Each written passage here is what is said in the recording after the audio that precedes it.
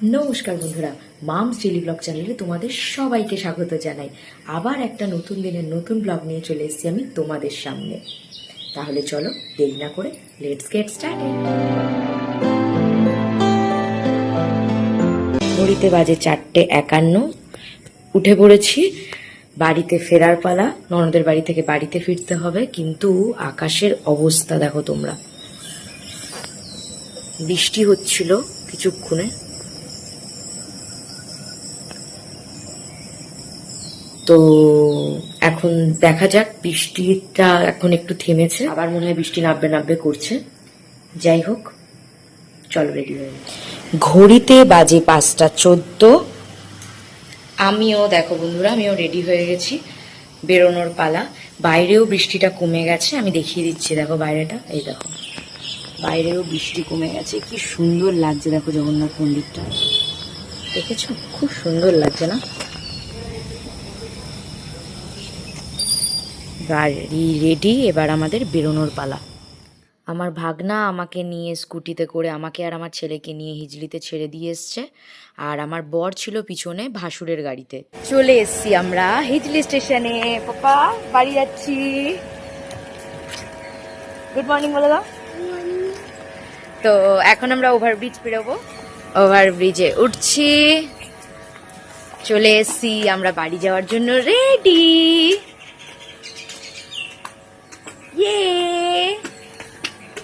আমার পাপা দেখো কত আনন্দ পেয়েছে। ওর এতগুলো খেলনা হয়েছে। কালকে ওর জেম্মা ওকে কিনে দিয়েছে, ওর দিদি ভাই ওকে কিনে দিয়েছে। প্রচুর খেলনা হয়েছে আমার সোনা বাবার। আমার সোনা বাবা, এই দেখো আমার সোনা বাবা। তার অবস্থা দেখো বন্ধুরা, যতটা ভালো লাগছে এই মেঘলা আকাশটা দেখে, ততটাই খারাপ বাচ্চাদের জন্য। কারণ এই বৃষ্টি যদি এক ফোঁটা মাথায় পড়ে, বাচ্চার ঠান্ডা লেগে যাবে।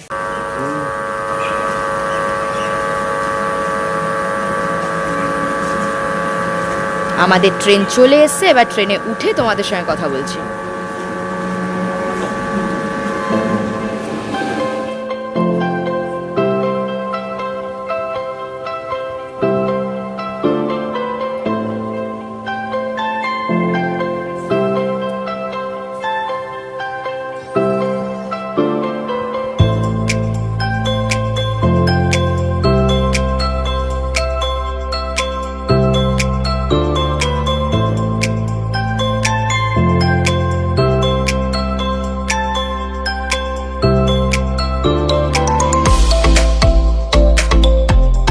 এই যাতায়াত করার জন্য সবারই ঘুমের ব্যাঘাত ঘটেছে। যাই হোক, আমার ছেলে ঘুমিয়ে পড়েছে ট্রেনের মধ্যে।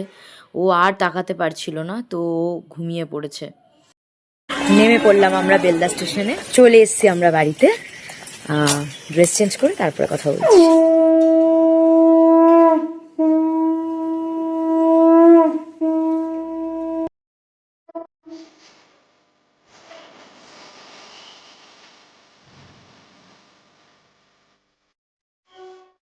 ঘরে আসার পর ড্রেস চেঞ্জ করার পর সবার প্রথম কাজ হচ্ছে আমার গোপালকে তোলা। কারণ আমি যখন এসেছি তখন দেখছিলাম যে শ্বশুর শাশুড়ি কেউই ওঠেননি ঘুম থেকে। কারণ আমি ঢুকেছি একদম 6:45 ঢুকে গেছি আমি ঘরে, তো তখন ওনারা ওঠেনি। তাড়াতাড়ি ওঠা দরকার হয় না, কারণ আমাদের যেহেতু কাজের বউ দেরি করে আসে, আর আমাদের দোকানটাও একটু লেট করে খোলা হয়, 8:10-15 দিকে খোলা হয়, তো ওর জন্য একটু লেটে উঠলেও অসুবিধা হয় না। তো আমি যার জন্য একটু কোনো মতেই হাত পা ধুয়ে আমি গিয়ে গোপালকে তুলে দিয়েছি। গোপালকে ঘুম থেকে উঠানো হয়ে গেছে আমার। এইবারে আমি নিচে যাব।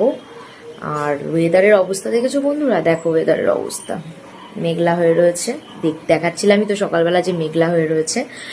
আর জামা কাপড়ের তো একদম লাইন লেগেছে, একদম ছাদে তো দেওয়া যাবে না। যাই হোক, তো আচ্ছা ঠিক আছে, এবারে আমি একটু চা খেয়ে নিই। শরীরে এতটাই ক্লান্তি যে চোখ যেন খুলতেই চাইছে না। চাটা খাচ্ছি কিন্তু চোখ টেনে ধরে রাখতে হচ্ছে। তার মধ্যে খবর এলো যে কাজের দিদি আসতে পারবে না, তার মেয়ের বাড়িতে যাবে। তো যাই হোক, আমি কাজ শুরু করলাম। যাই হোক, ফোনটা পাওয়ার পর থেকে একটু মন মেজাজটা খারাপ লাগলেও কিছু করার নেই। কাজ করতে আমার ভালো লাগে, খুব একটা খারাপ লাগে না, কিন্তু শরীরটা প্রচণ্ড পরিমাণে ক্লান্ত। ওর জন্য করতেও ইচ্ছা করছিল না কোনো কাজ। যদিও বা করতে হবে, কিছু করার নেই। ঝাড় দিয়ে কাজের দিদির সব কাজগুলো এক এক করে সারতে শুরু করলাম। কাজের দিদি না আসলে বোঝা যায় যে কাজের দিদি ঘরের জন্য কতটা দরকারি। তো এইভাবে একে একে আমি কাজগুলো সব সেরে নিলাম, ঝাড় দিয়ে, বাসন মেজে, রান্নাঘর মুছে, ঘর মুছে সব কিছু কমপ্লিট করার পর তারপরে আমি উপরে যাব, স্নান করব এবং পুজো দেব। তো তার জন্যই তাড়াহুড়ো করছিলাম। আজ যেহেতু শুক্রবার, আমার শাশুড়ি মা শ্বশুরমশাই নিরামিষ খান, তো আমরা সবাই খাই। তো যাই হোক, ওর জন্য চারিদিক আরও ভালো করে ধুয়ে মুছে পরিষ্কার করে রাখতে হয়। মেয়েদের জীবনটা না এমন যে যতই শরীর খারাপ হোক না কেন, কাজ তোমাদের করে যেতেই হবে।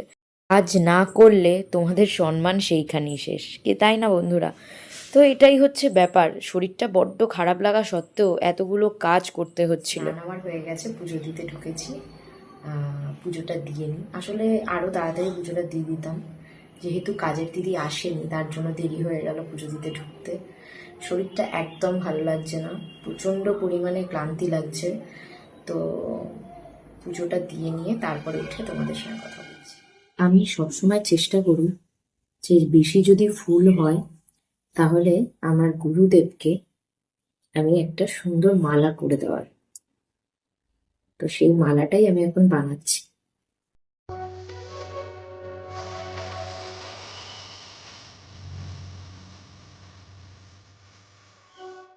টগর ফুলের মালা কার না ভালো লাগে? আমিও আমার গুরুদেবের জন্য এটা তৈরি করি। সব ঠাকুরের পক্ষে তো মালা গেঁথে পরানো সম্ভব হয় না, কারণ অতটা ফুল ফোটেও না।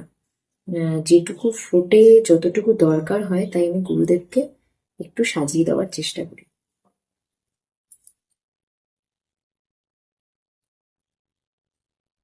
হয়ে গেছে আমার মালা গাঁথা, এবার আমি পরিয়ে দেবো। এই দেখো বন্ধুরা, আমার গুরুদেবকে আমি সুন্দর করে একটা ফুলের মালা করে দিলাম।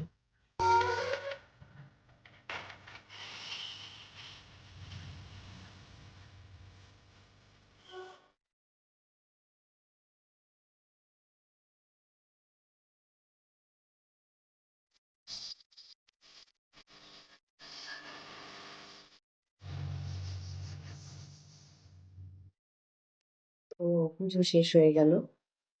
এবারে আমি ভাবছি আজকে কোনো ব্রেকফাস্ট করব না, কারণ শরীরটা একদমই ভালো লাগছে না। আমি যখন আমার ননদের বাড়ি থেকে আসছিলাম তখন একটুখানি ওই বিস্কুট খেয়ে এসেছিলাম, আর বাড়িতে এসে তো একটু গ্রিন টি আর বিস্কুট খেয়েছি, কিন্তু আমার আর এখন আর কিছু খেতে ইচ্ছা করছে না, মানে মোটমাট এখন একটু রেস্ট নিলে ভালো লাগে। তো চলো নিচে যাই, দেখি কি করতে হবে। তো যদিও বা আমার শাশুড়ি মা রান্না করছেন, আমার কিছু করতে হবে না। চলো দেখি কি করতে হবে। আজ যেহেতু নিরামিষ, তাই আজ আমাদের আলু ভাজা, পাঁপড় ভাজা, আলু ভাতে, গন্ধরাজ লেবুর ডাল আর আম হয়েছিল রেসিপিতে। দুপুর 3:15, সবার খাওয়া শেষ, সবাই রেস্ট নিতে গেছে, আমিও যাব। আমার ব্লগটা তোমাদের কেমন লাগছে তোমরা অবশ্যই কমেন্টে জানিও। লাইক, শেয়ার, সাবস্ক্রাইব করতে ভুলো না। আজকে তাহলে এইটুকুনি, কালকে আবার নতুন ব্লগ নিয়ে আসবো আমি তোমাদের সামনে। টাটা।